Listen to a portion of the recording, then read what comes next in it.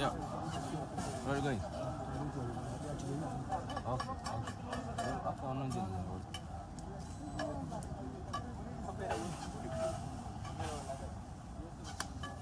Kuna speaker sirreeffataa jirra.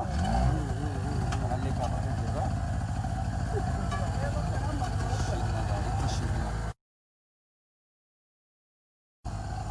Akkuma argita warra embaasii ammallee gammaa keessatti cuma dhokatanii nama lamaan tokko seenii turellee wannoo kennaaf sodaanidhanii keessa jiranii ka isaan deenga daratti lolli ka'ee nama lamaan takka poolisii humnaan seensisuu yaaddee turte. Kunneen hin seenne akkanumatti jirra.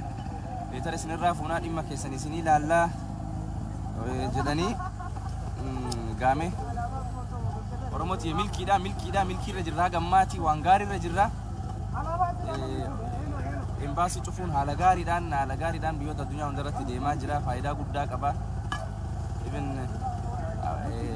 mootummaan biyya kanaa akka poolisni walillee nutti himaa turetti poolisni nutti himaa turetti gartee seera gartee bakka guddaarra gartee waan dabree warri asitti dhufanillee hamma tokko gartee ilaalanii deemanii waan jiru kanaaf mootummaan sun kijiba hattuu ta'uu isaa hubatanii jiran sirriitti hubatanii jiranii uummanni kun osoo hattummaa mootummaa sanii hubachuu baatanii waa'ee dhufa jechuudha. Kanaaf Oromoon dhugaa qabaa yoomillee moo'ataadha moonaa naftanyaa moonaa dhibbatti shakkina akkasitti jaallatanii oolmaan danda'u.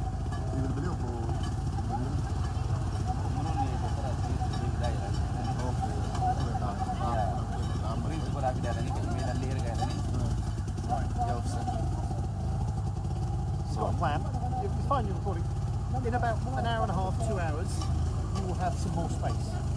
This lane of roads, we'll put the barriers out to there, so you've got a bit more space. However, in return, if people start being silly, trying to climb over anything like that, no. It's got to be give and take. So give us some time to get the barriers down here, we'll give you some more space. But in return, we can't have things being thrown, we can't have people trying to get in, we can't have people trying to go and get your stuff. That will be sorted. That's what we are demanding, but it's give and take. If you start taking the piss, we will have to leave. For that. Thank you very much. All right. Sure. Hedduu gaariidha poolisii biyya kanaa akkuma argitanii. Poolisii biyyaa sotaatee ulee fi qawwee muka baattee namatti gulufuudha dalagaan isaaniiti. Poolisni UK akkuma argitan kana even fuula hamaadhaan si ilaalanii akkanatti fuula gaariidhaan si ilaalanii yoo namni waa balleessu kadheen gaddaas gartanii namni seenuu dinnaa waan takka irraa wanni sun mudate deebi'anii dhiifama jedhanii jiranii isaanillee ammoo looyera qabannee jirra kan mucatti darbee tokko isa seeratti hin gaafanna viidiyoo isaa garagaa guutuu qabna isa inni manna isallee seeratti seesina seeraan hin gaafachiisna poolis akkas godhe biyyi kun biyya seeraan gartee waa hunda deemtee seeraan mo'attu biyya humnaaniitii miti poolisni akkuma argitan poolisa bakkana jiru hunda argaa jirtanii poolisuma qawwee qabu argitanii as keessatti qawween hin qabatamu kun akkuma argitanii qawween hin jiru ulee xiqqoo isaanii san qabatanii saniinis nama dha'uun akka easy miti mirga qixxee qabna nuufi poolisni kunillee qixxee qabna yoo inni nutti balleesse inni si hidhama yoo nu balleesse nu si hidhama kanaaf jechuudha biyyi teenna sunis akka biyyi Oromiyaan akkanatti gartee dimokiraasiidhaan fuuldurri keenya akka ta'u hawwinaa kanaaf qeerroon qabsaa'aa kanaaf fakkeenya ta'uu qaban kanarraa baratuu qaban poolisni biyyaa kan muka baatee haadharraa dhalate ajjeesu gowwaan tokko kaati rakkattee qoraan itti baattee guddistee deebee waraana gartee daabboo takka jecha haadhisaa ajjeesu suni baratuu qaba biyya tana uummanni kun adiidha nu gurraacha akkuma argitan garuu mirga keenya eeganii nu kabajanii almost guyyaa 8ffaa akkanatti nu bira bulaa jiran jechuudha akkuma argitan kan nu bira dhaabatan even uummata bishaan dhugdanii nyaatanii jedhanii nu gaafatan akkasitti gargaarsa hunda nu godhaa turan jechuudha amma tokko dhufanii jechuudha nu gaafataa turan waan nu godhuu qaban hundi mootummaan gadheen sun tanneen irraa baratuu qaba gandarra deemee kadhaa qofaaf osoo hin taane waa hedduu baratuu qaba ture garuu hin baranne chaansanitti hin fayyadamne ammas luus godhee jira chaansisa amma chaansiin inni qabu bu'uu qofa si naftanyaan gadheen kun bu'uu qaba kanaaf akkuma argitan kana jechuudha namni kanaaf bilisummaa jechuun waan easy miti akka argitan kana jechuudha uummata adii dhiisaatii uummanni gurraacha sitti qixxeedha namni kamuu qixxeedha akkanatti poolisa gaafii feete gaafachuu dandeetta waan feete gochuu dandeetta akkuma argitan bakki kun amma dhiphatee jira jennaan karaa alaatiin namni jira argitanii kunis achiin keessa jira karaa kana isinii cufnaa jedhan jechuudha haga tokko haga cinaa isinii cufna yoo namni baay'ate kaan isin dabalan jechuudha hammasta hamma hagas takka jechuudha ka biyya akka argitan maaliif sagalee kee kennita maaliif ummata kee dubbatte jechuudhaan nama ajjeese jechuudha asii yoo xiqqaate bakki nu jiru kun seentara guddaadha akka argitan laala akkuma argitan nama baasiidhaan dhufaa jiran kunneen hundi galii mootummaa kanaati jechuudha karaa kana cufan jechuun kun hundi dhaabata wannoo meeqa karaa kana deemoo xiqqaate maallaqa meeqa luus godha mootummaani poolisni kun hundi yeroo normaalii dalaganii fi yeroo kana dhaabatanii halkaniif guyyaan meeqa maallaqa isaanii kafalamu tokko miti maallaqa hedduu mootummaan ummata kanatti dhaba kana hunda kabajaa respectii ilma namaatiif qabaniif maallaqa sontaan yookaan waan biraa sontaan ilma namaa humanity dursa jechuudha namummaa dursa isaan biratti namummaa dursa mirga gaafataa jira nama hin jeeqne haga nama hin jeeqne takkas oromoonis mirga isaa gaafate mirga isaa gaafamnaan ajjeefamaa jira jechuudha rasaasa kanaaf mootummaan gabroonfataa sun buqqa'uu qaba kun isaaniif fakkeenya ta'a jechuudha fakkeenya guddaa ta'a jechuudha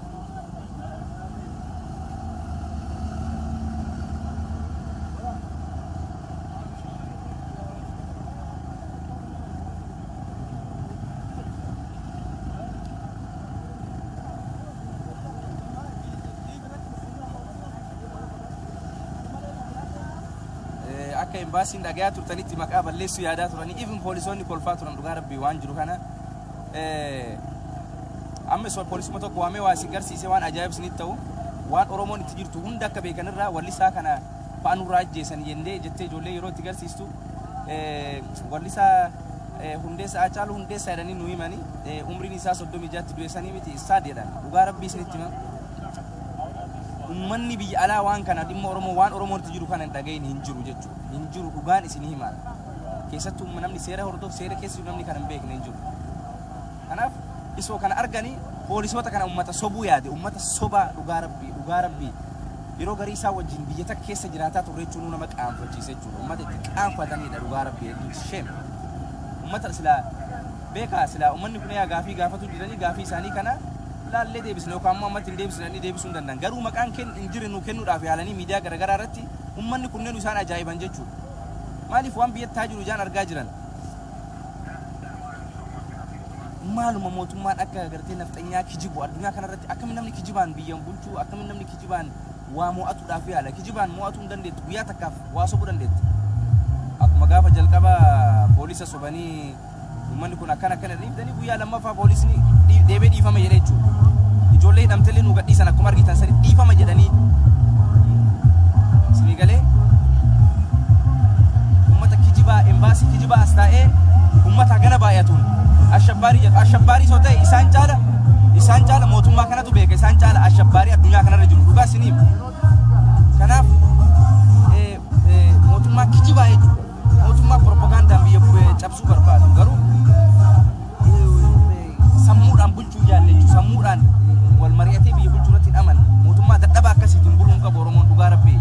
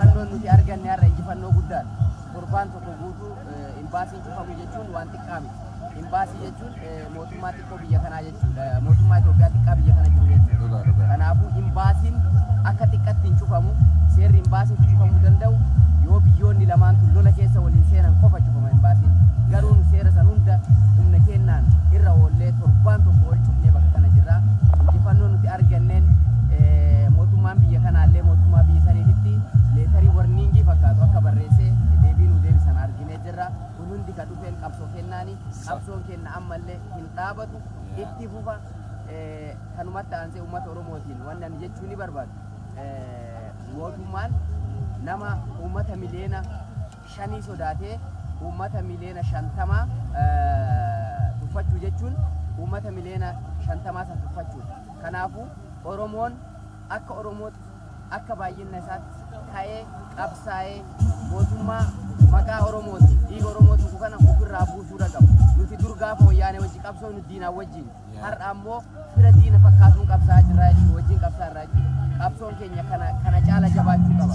Qabsoon keenya ka gaafa diina wajjin qabsoo nu caala cimaadha. Maaliif namni kun keessa keenya nu beeka. Kanaafuu ofirraa buusuudha qabna. Nuti qeerroon ka biyya alaaf ka biyya keessaa kana booda gabrummaa ilmaan keenyatti dabarsuudha hin qabu. Nurratti dhaabbachuu qabdi gabrummaan. Oromiyaan nurratti bilisoomuudha qabdi. Gabrummaa abboota keenyarraa dhaalle fuunee ilmaan keenya dhaalchisuudha qabnu.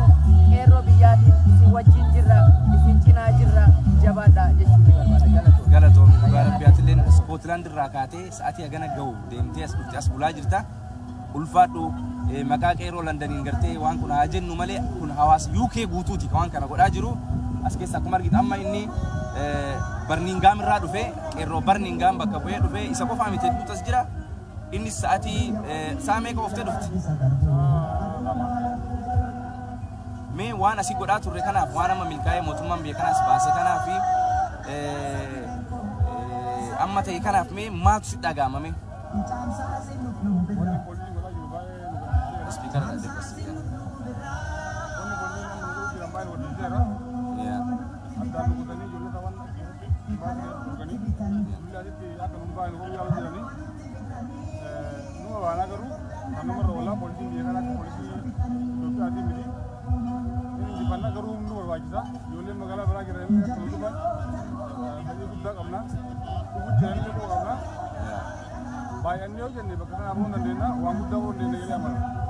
Ulfaat Habibi ke galatomi qabsoon itti fufame itti fufa qeerroon UK TV qeerroon addunyaa guutuu wal dhageettee deemaa jirti mee warra biyyaatiif dhaamsati qabdu warra biyyaatiif waan dhaamsan qabu warra biyya keenyaatiif nuti isin duuba jirra akka waan dandeenya hundaanii gargaarsaan ummatan deemne maraaniyyuu qeerroo biyyaa waliin jirra qeerroon Awurooppaa guutuu jira warra Biriitanii qaban martinuu akka ennaa kanatti bahanii himbaatti dhufanii yoo dubar dhaabatan baay'ee barbaachisaadha gurmuudhaawun bakka maraa bakka tokko yoo dhufne deebii kennuu deebi'anii yaada qabsoon itti bobaa amma jiban ulfaat Habibi galatoome argitan gaa qeerroo ibidda halkan hin raftu guyyaa hin raftu hin beeloftu hin dheebottu dalgartanii akkana qeerroon jechuudha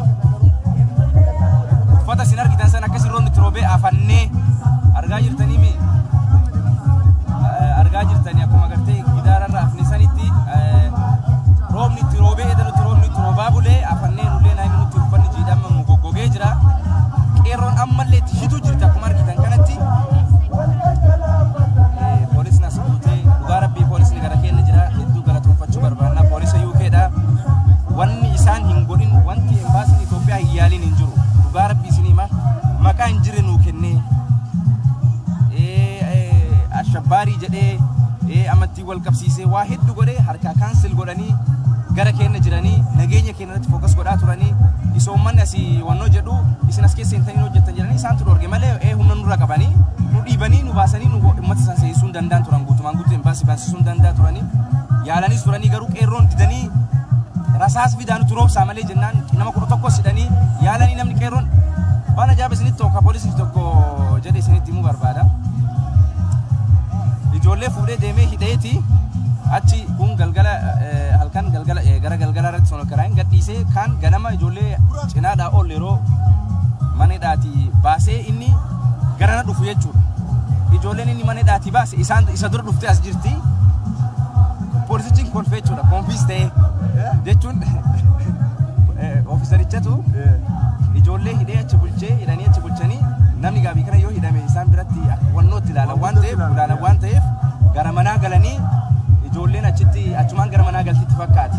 Kanaaf isoo poolisichi isaan hidhe sun yeroo baasee as dhufu ijoolleen as dhaabatee daawun jechaa jirti poolisichi kolfee si galee biyya kanatti. Yaa kanaaf hammam takka akka ijoolleen qeerroo murannoo qabu arganii jiranii hedduu immoo ajaa'ibee hedduu isaanuu ajaa'ibee jechuutiyya. Har'a uggura guyyaa gara keenya jiran. Baasii Itoophiyaa irra jirra yaada.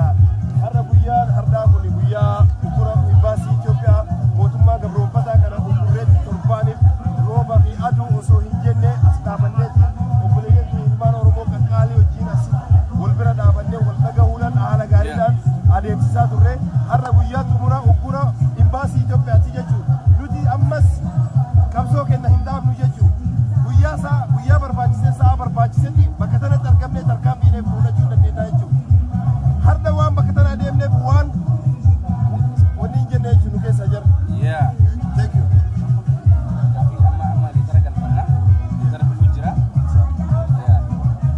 So kanaafuu nu gaaffii gaafanne hundaafuu leetarii eeggachuu jirra malee as biraa deemnee kunuun ammas arguu jirtan asuma jirraa jechuudha. Haga deebiin keenya nu deebi'u jechuudha. Because poolisoonni kun yeroo jiraa wanni asii baasaniif waan kanarraa wanni deebii keenya haga argannutti asii. Gaaffii si gaafachuu barbaada. Ati hedduu feemasiidha TikTok kanarratti fi miidiyaa garaagaraa irratti yeroo hedduu uummata nafxanyaa kanaan wal nyaatta jechuun sirti duulanii TikTok irratti maaliif waan ati dhugaa dubbattuuf waan ati nafxanyaa kan nu godheettuuf si arrabsan. Mee ati waan kana isaan kan akkana girgireessitee dhugaa isaanii itti himtee arramlee asitti bakka hundatti nu jalaa naftuun wajjin jirtaa dura jirtaan wajjin waan hunda keessa jirtaa mee waan har'a milkii argame kana maal si dhaga'ama? Milkiin har'a argame kuni hedduu takka na gammachiisa. Uummanni naftanyaa immoo yoomillee taanaan shira nurra boolla nu qasuu dhaabanii jechuudha. Nu immoo injifannoon keenya uummata bal'aati. Wayitee hundaa jechuun wal jabeessina tokkummaa kenna hin fedhan jaalala kenna hin fedhan. Nu immoo rakkina jara wajjatti himnu dhugaan barri gadi hin dabartuufi jara dhugaan hin hadhoofti jara jechuudha. Nu immoo haqa qabannee falmanna. Falmiin keenyarraa immoo wanni duuba nu deebisi jiru angara maraanuu gama feesbuukanillee gama maraanuu ilmaan Oromoo wajjin jira gama tiktookitiin illee walumaan jirra jechuudha. Jararraa hin hafu'an haga laal sheeka jaraa duubaanuu hin hidhadhu ati. Sheeka amaaraa duubaanuu hin hidhadhu kanaan abeekaa. Abashike naftanyaan. Aadaa booda naftanyaan diina Oromooti ammallee boris isaanillee diinni diinuma najisillee xiqqaan qabu najisuma. Naftanyaan. Wal dhabbiin keenya naftanyaa wajjin himi. Naftanyaa wajjin yoomillee waliin gallu acee geessee deemee dhugaa rabbii. Duraanis ammas fuuldurattis diinni keenya naftanyaadha. Naftanyaan diinuma keenya akkuma aceen jedhetti aceen uummata keenyaaf kanaaf wareegame. Nullee warra nu hafe artistoota keenya jajjaboo uummata keenyaaf cinqaman aduu fi rooba osoo hin jenne bakkee uummanni Oromoo dhaabbachuu qabanitti wal bira dhaabbatan kanallee nullee jajjabeeffachuu qabna.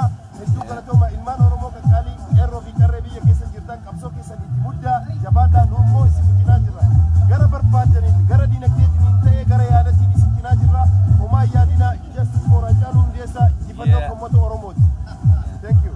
Akkanatti jarru muuziqaa keenya kanaanii waan nu bannu kanaan akka surprise ta'anii jiranii ajaa'iba ta'ee jira.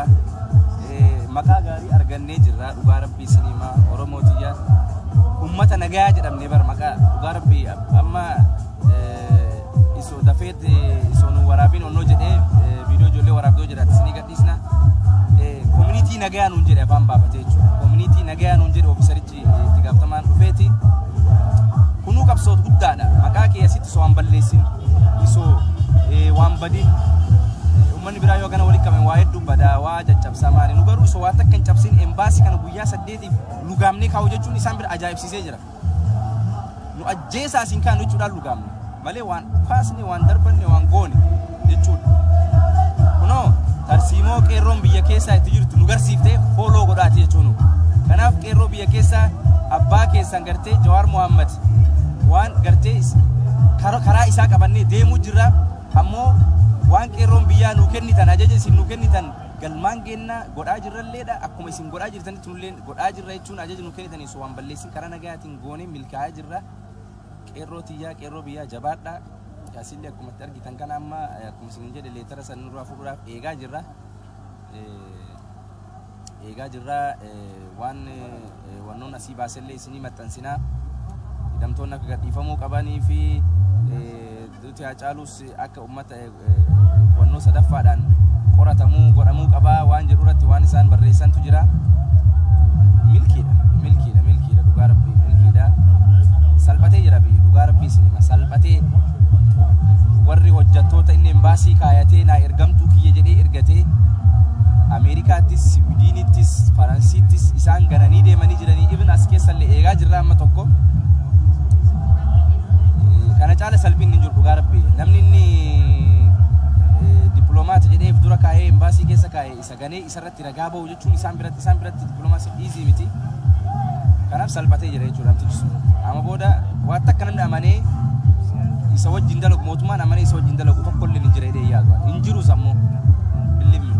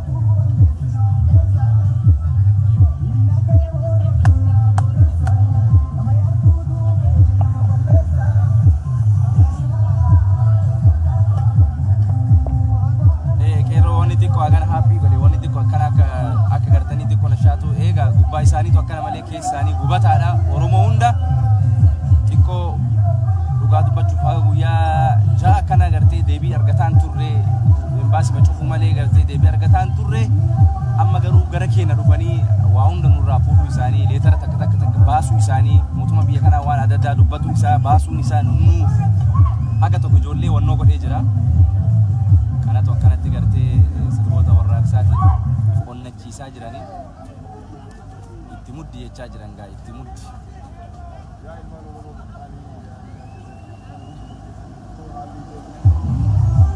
Magartan Qeeroon dhufaa jirti.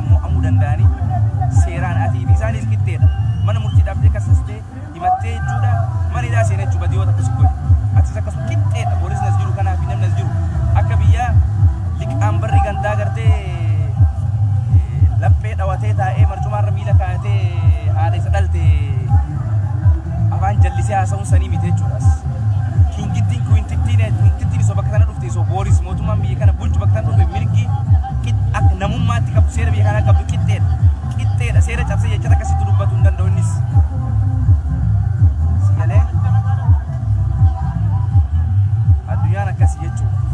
Mootummaa diktaatara biyya keessa taa'ee even hojjettoonni qabalee isaallee boos tahanii uummata irraa dhalatan miidhan obboleessa irraa dhalatan miidhan gowwummaa irraa waan dhufu beekaa jira. Dhugaa rabbi gowwummaa irraa waan dhufu beekaa.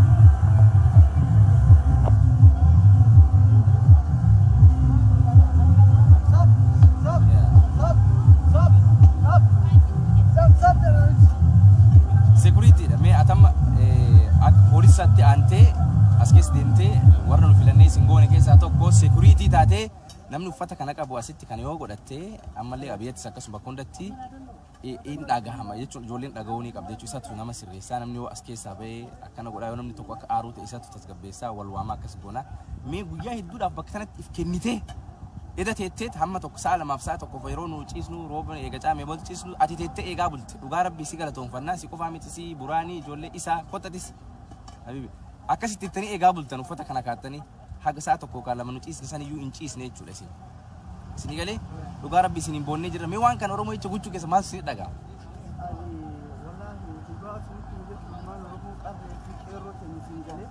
ani awu mjee kwa nsigale barana sigale kana boda gabrummaan injittu yele kana boda injifannu male gabrummaan injittu alhebtu fitti gona yele ani kana ummata kenne bakka jirtaniin kan biyyaalle nu isin nu te taa'amana ciisan jiru isin wajji rakkataa jiru isin wajji waan isin taatan yele dhiiga kenna buusullee baannu akka keessanii nu waan hedduudhaan dhiiga kenna isin buusaa jirraa waan hedduun isin bira dhaabachaa jirraa kanaafuu warri Awurooppaa keessa jirtan akkuma nu marfamnee dhaabannee kana guyyaa torba aduu rooba hin jenne walirraa jijjiiraa wal eegaa turree akka diigalee ummati nafxanyaa kun imbaasii kana keessa seenee hin jala guyyaa saddeet jirra. Maybe asirraanis waan biraa yaadanii dallaa kanarraa waan biraa nutti gochuu danda'an kennu isaan caala yaannee eegaa turtan dhugaa. Akkasuma diigalee wal filleechuu poolisaan alatti. Akka jarri hin seenne guyyaa saddeet gurree dalagaa malee taa'anii jiranii waan ta'an dhabanii iyyanna dabarfatanii akka as keessaa nu bahan jechuudha. Kanaafuu maal akka guyyaa saddeettan kana jarri uummata kan dalaynee nu ilmaan qeerroo bakka jirtan kan hundattuu wal jijjiiraa walirraa eegaa jirra wal jabeessaa bakka jirtanitti waliin dagatina akkasuma nu yoomillee ilmaan qeerroo argitanii abashaa osoo taate uummata nafxanyaa osoo taate nuun jarri nuyyuu akkuma dhugaatiitti himne nuun boonti maaliif uummanni kun nama moo bineensa jechaa jiran nama moo bineensa guyyaa saddeet akkamiin rooba kana keessa bulan Awurooppaa keessa taa'anii galee jarri iyyuu nu sodaatanii jiran as keessa mataa qabatanii deemaa jiran kanaafuu harka warri Paaris jirtan warri biyya adda addaa jirtan qeerroo keessan ka biyya jirtanii wal fakkaadhaa bahaa hin sodaatinaa poolisiin biyya kana harkaan isin hin dhiibduu isin hin dhiibdu hin sodaatinaa bakka jirtanii harka wal qabadhaa tokkummaa keessanii deemaa isin jedha hedduu galatoomii akkasuma shukriin maaliif yoo jettan guyyaa saddeet inni nama beekamaadha akkuma beektan kana akka silaa nama abashaa ta'u beekanii mana guddaa kennaniifi keessa taa'ee kaameera nu daawwachuu danda'a akkuma argitan kana inni guyyaa takka nu wal fakkaatee guyyaa takka rafeen beeku teendaa keessa rafeen beeku taa'ee barcumaa rakkana taa'ee nu jira akkasuma bakka jirtanitti shurrii kenna akka nu jabeessitan galatoom ulfaadha siis galatoom Qeerroo jirtu qeerroo jirtu jirtu mee waa jedhaagaa Oh, si dabbare alaba si qayyare. Oh, si dabbare alaba si qayyare. Oh, si dabbare alaba si qayyare. Oh, si dabbare alaba si qayyare. Qeerroo si dabbare alaba si qayyare. Oh, si dabbare alaba si qayyare. Jeda akkasitti. Oh, si dabbare alaba si qayyare. Alaba si qayyare. Alaba si qayyare. Baasi Si qayyare. Jijjiirre. Alaba si qayyare. Alaba si qayyare. Alaba si qayyare. Baasi si qayyare. Alaba si qayyare. Oh, si qayyare. Alaba si dabbare. Oh, si qayyare alaba si dabbare. Baasi Si dabbare. Sanuma ofa jara sallee guba nafta Ya, kasih. Why am I? Oh. Kero. Jirtu. Down, Abi. Down, Abi. Abi must go. Abi must go.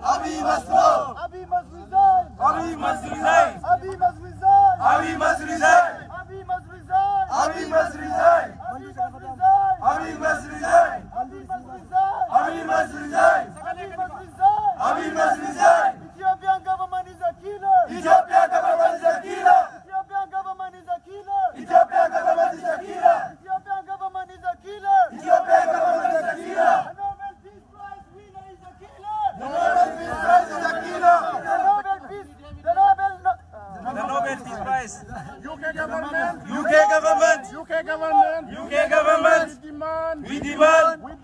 We demand. To review the aid policy. UK government. You have to review the aid policy. We know the policy. The aid is for education and health.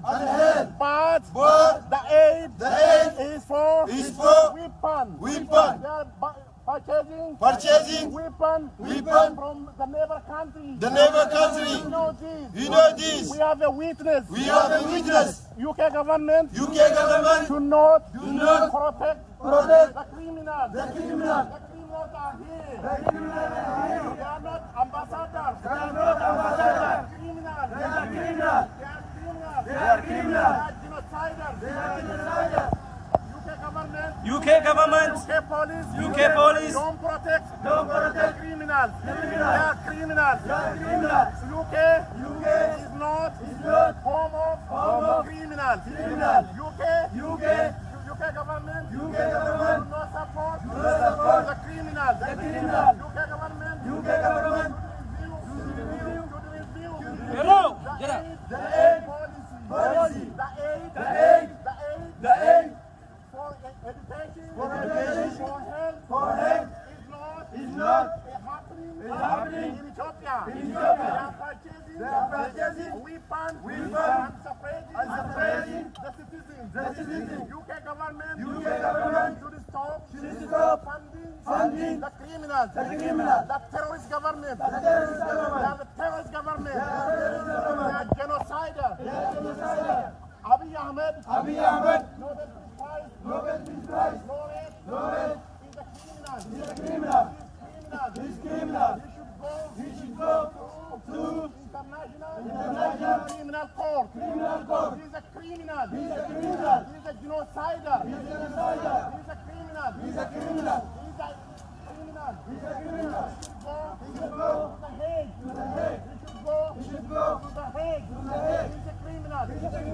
UK police. You should know these people are criminals. They are criminals. They are killing our community back home. The people in here are promoted. They protect the government by killing innocent citizens. The criminals is not promoted and the king in the Western country. UK should not be home of criminals. Criminals are here. They should go to the court.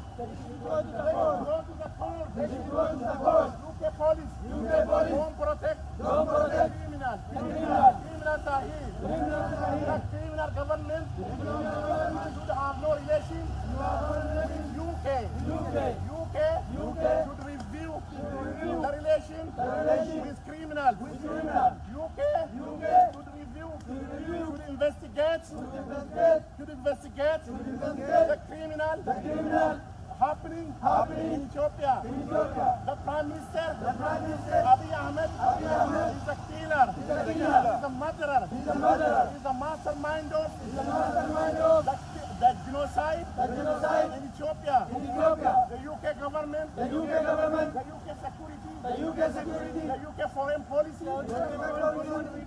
review the relation with the criminals. with the criminals. They are criminals. They are criminals. They are criminals. They are criminals. The UK should review The relation with relation the criminal. with the criminals. We are innocent. We are innocent. We are innocent. We are innocent. We are the family of. We are the family We of. are the family of. We are the family of Victim. victim. The history. The history With us. with us. BBC.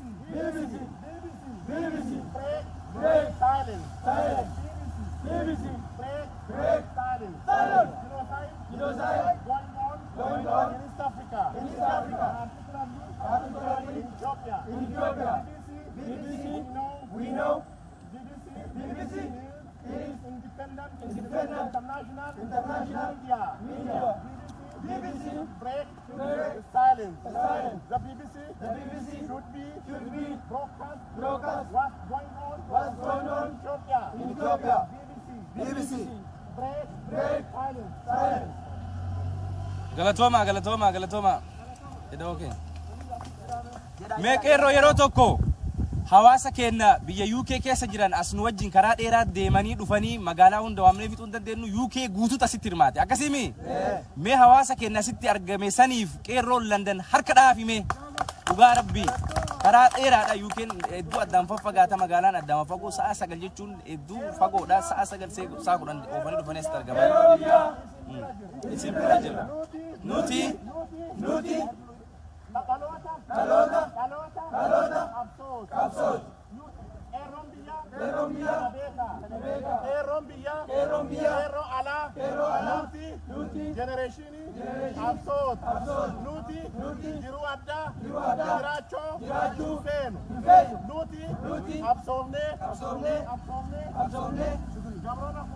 Gabrooma Fiflee. Dhaloota itti aanu. Bilisummaa keessatti akka jiraatu barbaanna. Nuti ilmaan waaqoo guutuu Taaddalaa Birruu ijoollee Nadii Gammadaa Fudhatte Mootummaa Gabroonfataa gombisuudhaaf qophoote. Yeroo dhiyoo keessatti keessa haalaan akkuma amma waliin jirru wal qabannee ni guddisna. Abiyyi yeroo xiqqoo qaba. Qawwee qaba. Harkaa qaba. Qawwee guddooyyuu hin jiraachifne. Mootummaan uummata waliin malee qawweedhaan biyya jiraachise qeerroon bakka jirtanii qeerroon UK qeerroon Ameerikaa qeerroon Jarman qeerroon biyyaa tokko taanee uffisna. Abiyyi hin bu'a.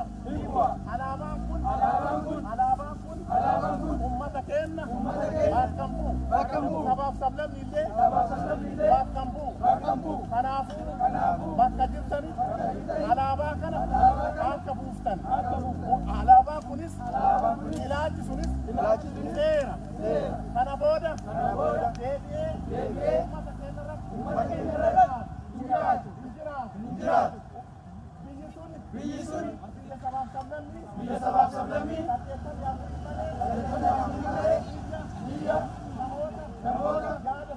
yaada tokkoon amantaa tokkoon afaan tokkoon aadaa tokkoon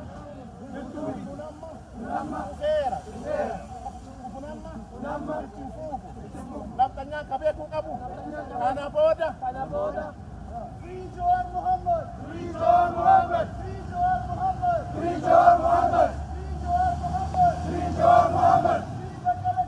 Free Bakala Garba. Free Hamza Borana. Free Hamza Borana. Free Hamza Borana. Free Hamza Borana. Free Hamza Borana. We demand liberation. We demand liberation. We demand liberation. We demand liberation. For Oromo nation. For Oromo nation. We demand liberation. We demand liberation. For Oromo nation. For Oromo nation. We demand liberation. We demand liberation. For Oromo nation. For Oromo nation. Free Oromia. Free Oromia. Free Oromia. Free Oromia. Free Walaita. Free Walaita. Free Walaita. Free Walaita. Free Sidama.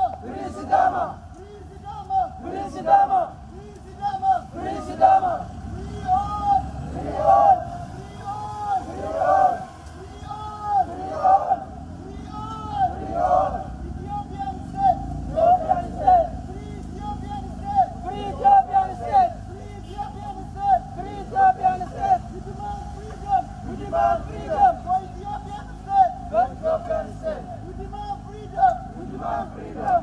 Ethiopian state. Ethiopian state. We demand freedom. We demand freedom. For Ethiopian state. For Ethiopian state. يا كيف أفكر أورموتي يا ولد بنا وانجرو والبيس